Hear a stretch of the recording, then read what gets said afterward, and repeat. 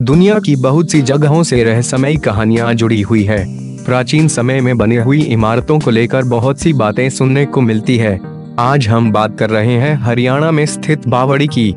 मुगल काल में बनी इस बावड़ी को चोरों की बावड़ी भी कहा जाता है।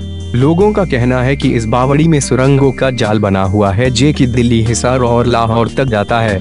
इसके अलावा लोगों का मानना है कि यहाँ पर अरबों के खजाने को दफन किया गया है। तो आइए इसके बारे में कुछ और रहस्यमयी बातों को जानते हैं।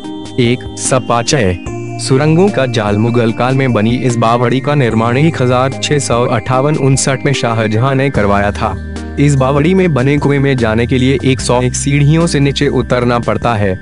कुएं के ऊपर लगे हुए एक पत्थर पर फारसी भाषा में स्वर्ग का झरना लिखा हुआ है। शाहजहां ने मुसाफिरों के आराम के लिए यहाँ पर कई कमरों का भी निर्माण करवाया था। ऐसा भी कहा जाता है कि रजवाड़ों की लड़ाई के समय राजाओं की सेनाएं यहाँ पर विश्राम करती थी। 2. सपाचय अरबों का खजाना। कहा जाता है कि ज्ञानी चोर धनवानों का लूटने के बाद इस बावड़ी में छलांग लगाकर गायब हो जाता था। लोगों का मानना है कि ज्ञानी चोर का अरबों का खजाना यहीं दफन है।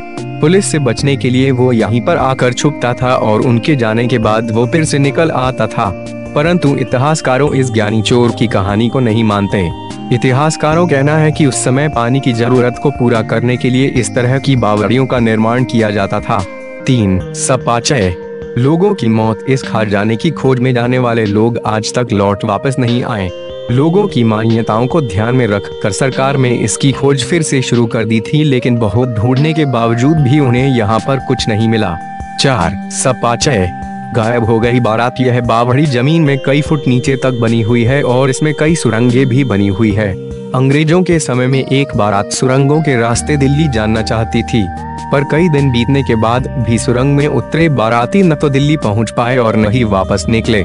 इस घटना के बाद अंग्रेजों ने इस बावड़ी को बंद कर दिया था और यह अभी तक बंद है।